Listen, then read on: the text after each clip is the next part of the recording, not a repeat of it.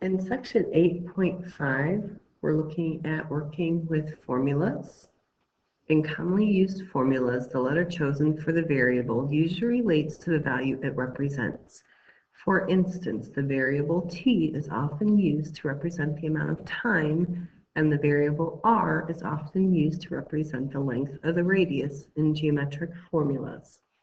Formulas in which the variables have no operators between them imply multiplication. For example, I equals PRT means I equals P times R times T. Here we have some common formulas. Some of them you may remember, some of them may be new to you. And so when we look at these formulas, the I equals P times R times T that they just mentioned is the formula for your interest. Interest equals principal times rate times time. So second, we have our temperature formula, where C represents the degrees Celsius, and the F represents the degrees Fahrenheit.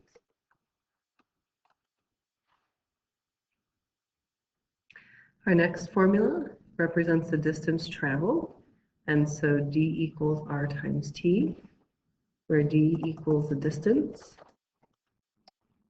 R is the rate or speed, and then T is the time. We know the perimeter of a rectangle formula, and so P again represents the perimeter, where our L is the length, and our W represents the width. Here we have the lateral surface area of a cylinder, so it's just part of the surface area formula. That's the one that wraps around the can versus the top and the bottom. So L stands for that lateral surface area, where we know the R represents radius, and the H stands for the height. Here's a science-related formula for us. We are looking at the force, and that is the same as the mass, or the weight, multiplied by the A, acceleration. And then we have our perimeter of a triangle formula. So here again, P equals perimeter. But then we just have the letters A, B, and C to represent our side lengths.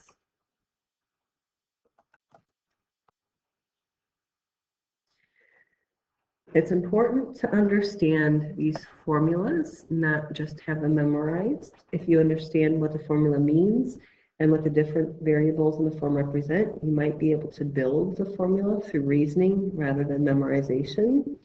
Having a better understanding of the formula will also make it easier to determine which values should be substituted for each variable.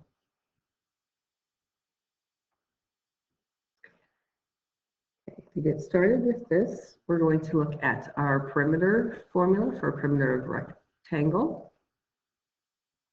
And we know that the definition of a perimeter is the distance around a shape. In this case, it is a rectangle. And a better word for shape is a polygon. So we're going to say the definition is the total length or the distance around the outside of a polygon. And we already mentioned the L represents the length, and the W represents the width. But why does a perimeter have 2 in it twice? 2 times L plus 2 times width is because we have 2 sides that equal the length measurements. And then we have 2 sides that equal the width measurement.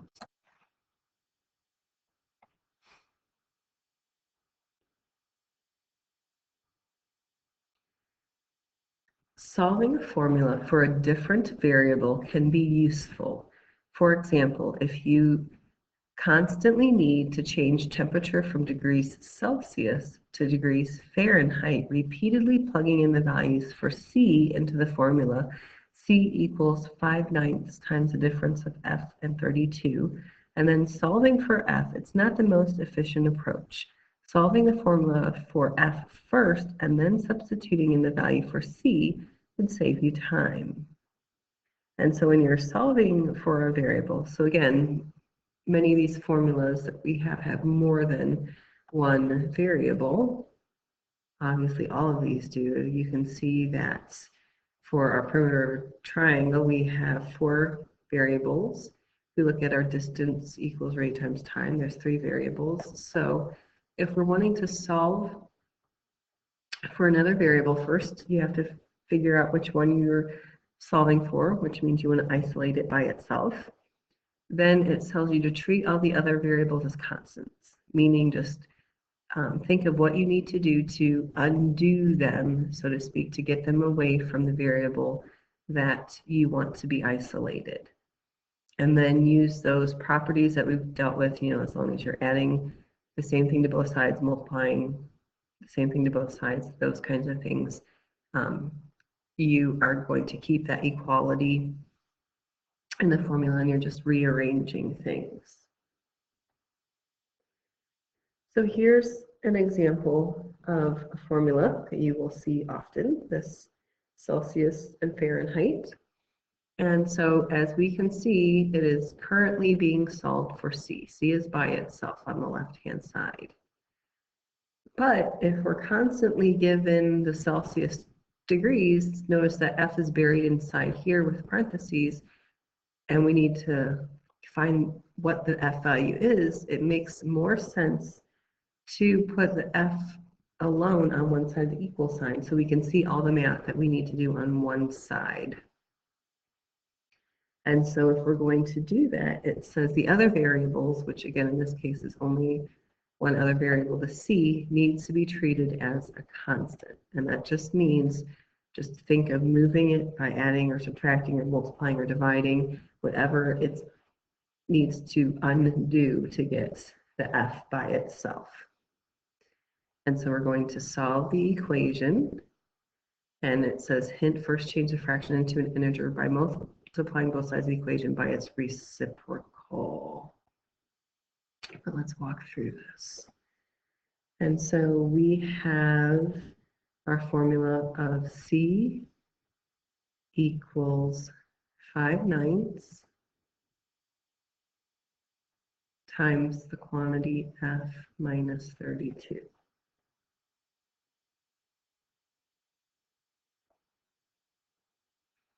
So again, we want to first figure out what we want to have by itself.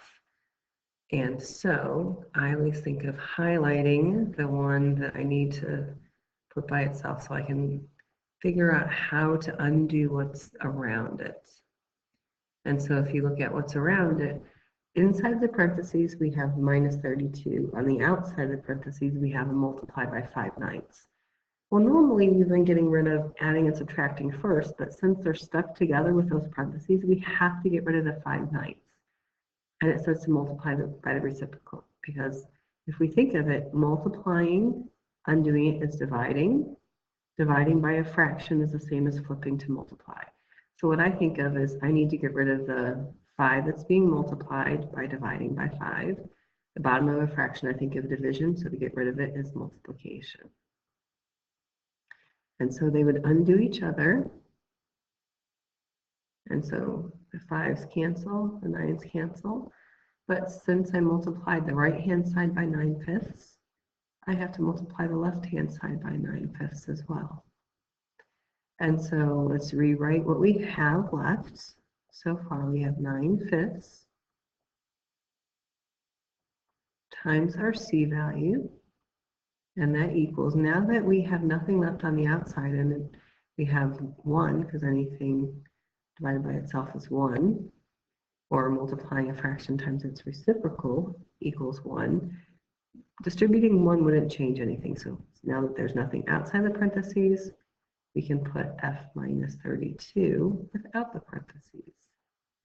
But again, we're still wanting to get this f by itself here.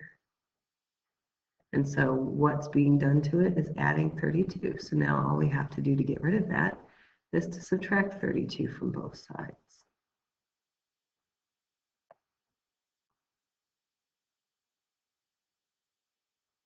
And notice we can't subtract 32 from 9/5 c because they're not like terms. All we can do is put them next to each other. We're going to take 9/5 and multiply it by whatever the Celsius degrees is, and then subtract 32 from that answer.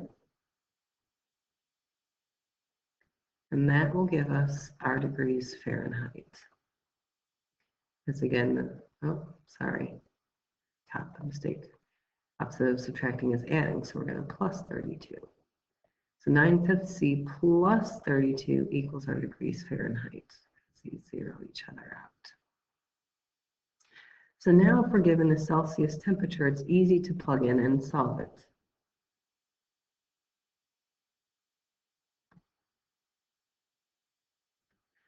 So now let's take a look at the different formulas and using them. So first it's asking us to substitute the 20 degrees into the original formula and solve. And so here it's saying that 20 is the Celsius. 20 goes in for C. And so we'll have 20 equals 5/9 times Fahrenheit minus 32. So again, now we have to undo that. We have to get f by itself to figure out what the f value would be. So just like we were working with our formula before, we have to flip and multiply by 9/5 in order to get rid of that fraction. And so 9/5 times 20, if we put the 20 over 1, we can see that 5 goes into 24 times, and 9 times 4 is 36.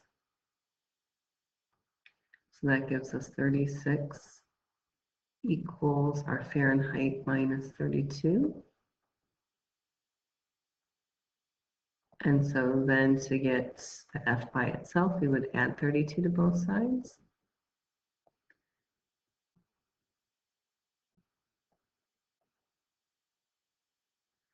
And so we see that 68 degrees equals our Fahrenheit temperature. Now let's plug it into the formula that we had.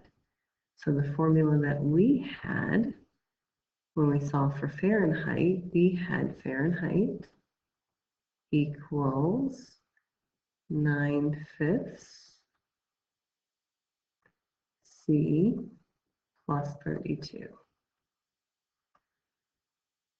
So we can see that the Fahrenheit equals 9/5 times 20 plus 32. So as you can see, since the math is all on one side of the equation, you can just type that into your calculator and do 9/5 times 20 to get that 36, then add 32 to get 68. And so hopefully you agree with me that our new formula is a lot easier to use. And so that would be the formula that we created in part D. Okay. Here's a couple problems for you to try. Notice the first two, 4 and 5, ask you to evaluate. So you're just plugging in those numbers into the formula. And so you're substituting 250 in this case for M and 9.8 and for A and just solving them. But for 6 and 7, they want you to solve for the indicated variable. Let's actually go through these two together, since we really haven't been given a whole lot of practice problems in this lesson so far. So we want to solve I equals PRT for T. So here's the T.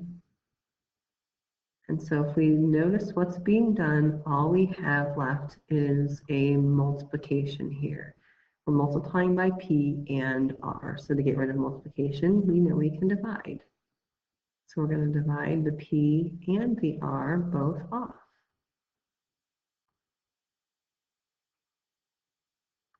And so when we do that, those cancel. Anything divided by itself is 1. 1 times T is just the T by itself. And on the other side, we can't simplify it any. We can just put I over P R. And we're done. For our second one, volume equals 1/3 times base times height. Maybe. Just guessing what those letters represent here. They don't tell us specifically. It doesn't matter though. We want to solve for H. And so we want to get H by itself. Well, we have a multiplication of 1/3 and a multiplication of B. And so I like treating them separate because I like dealing with fractions separate. And since the 1 is on the top, which anything times or divided by 1 stays the same, I look at multiplication of 1/3 as just dividing by 3. I can ignore that one on the top when I think of it that way. So to get rid of a divide by 3, I would multiply by 3. Just 3 times 1/3 is a whole. And so that means I have to multiply the left side by 3 as well. So right now we have 3 times our V equals B H. And so again, we want H by itself. And so now all we have left to do is to get rid of that B.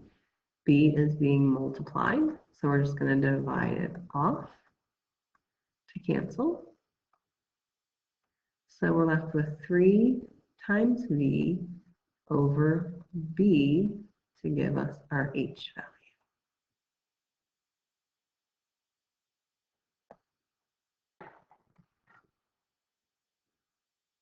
So if you want to take a second and solve for 4 and 5, then check your work. We'll get started with the story problems once you're ready.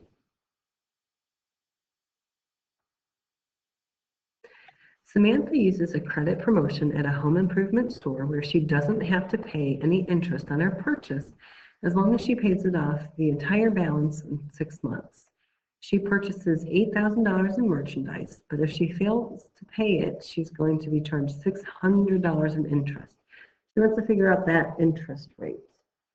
So the formula from that chart that we created was our interest equals our principal times our rate times our time.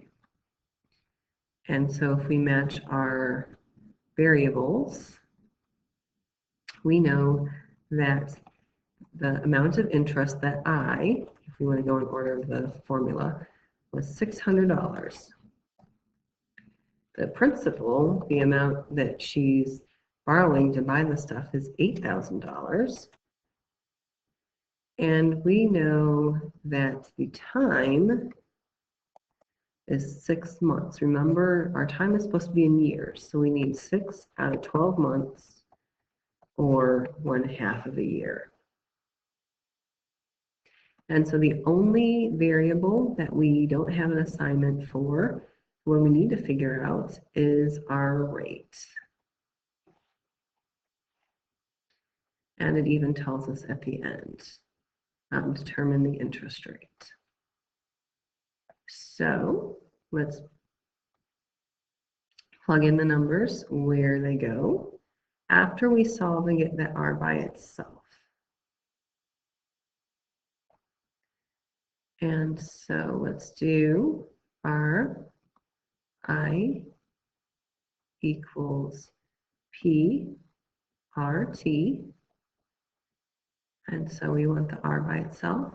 instead of t by itself from our previous example. And so to get r by itself, we're just dividing off that p and that t. So our interest rate, r, I'll switch the sides, equals the same as our I divided by pt. So when we plug in the numbers, we'll have all the math on one side. And so when we do that, our r that we don't know equals our p, or our I, excuse me, of $600 over PR. There's our 8,000 times 1/2. So that gives us 600 over 4,000 if we simplify. Again, we could easily cancel out 2 zeros, divide both the top and the bottom by 100.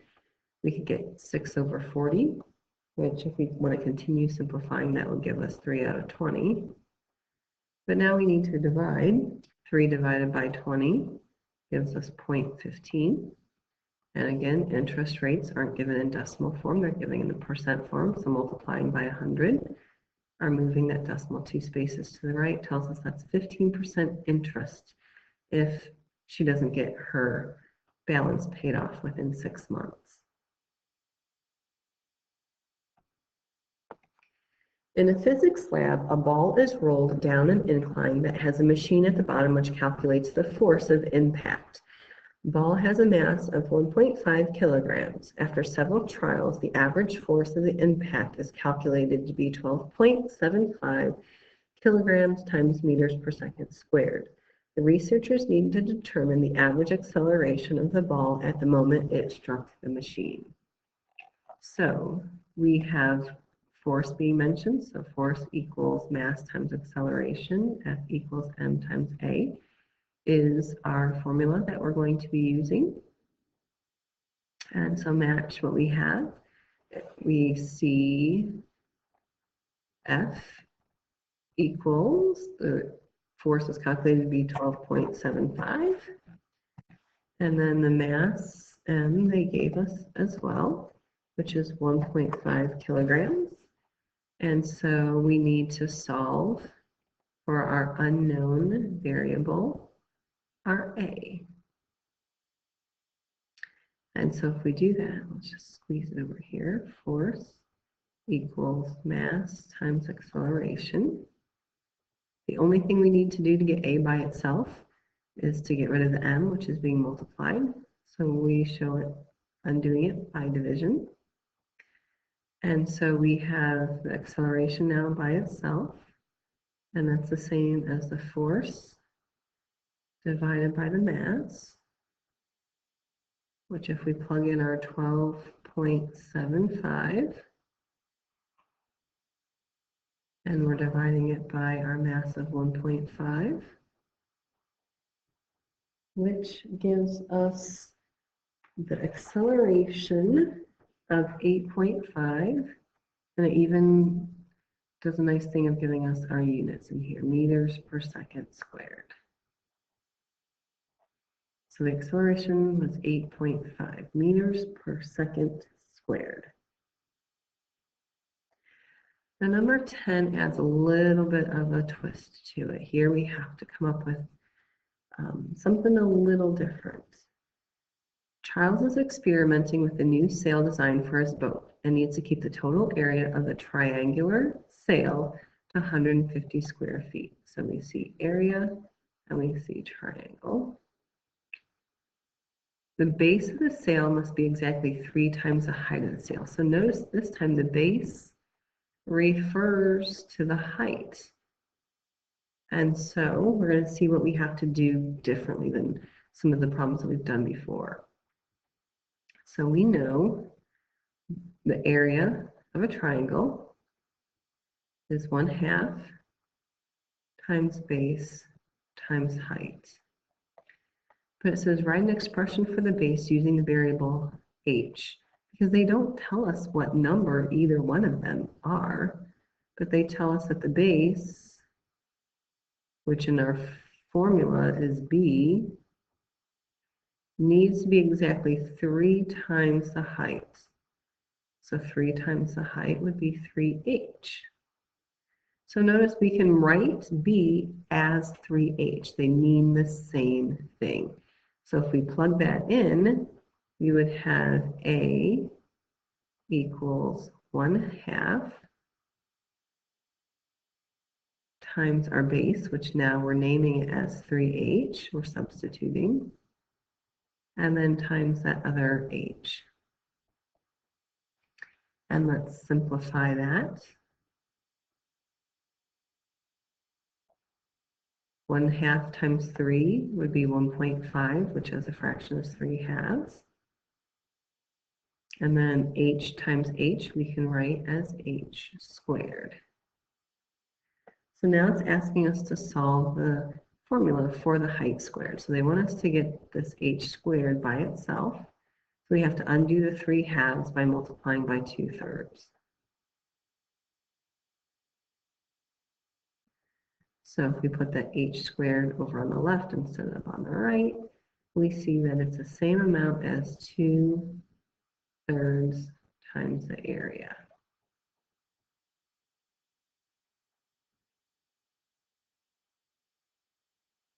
Okay. What would you have to do to both sides to solve the formula for h? So remember, right now we have h squared. We had squared terms before when we were looking at our Pythagorean theorem. And so what we would need to do to get rid of the square is do the opposite of square, which is take the square root.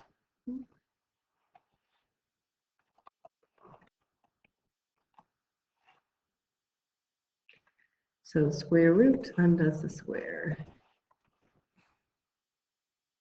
And so now it's telling us to substitute 150 in for the area and figure out the height. So again, right now we have height squared equals 2/3 of the area, which is 150. So if we simplify that, we'll get our height squared equals 100. 2/3 times 150 is 100. Then, in order to get h by itself, the square root of 100 is needed. And so when we simplify that, we see that the height needs to be 100, and that's in feet. But that's not only measurement that we have, and that's important to the problem. We have also the length of the base. So remember, the base we said was 3 times the height. So now we need to do 3 times 10. Whoop, let me fix my 100. It's supposed to say 10. So our base is 30 feet long, where our height is not 100, but the square root of 100, or 10 feet. Well, I know these can be tricky, and so again, I feel like I'm on repeat here. If you need any help with any of the homework questions, send me an email. Otherwise, I'll see you next time.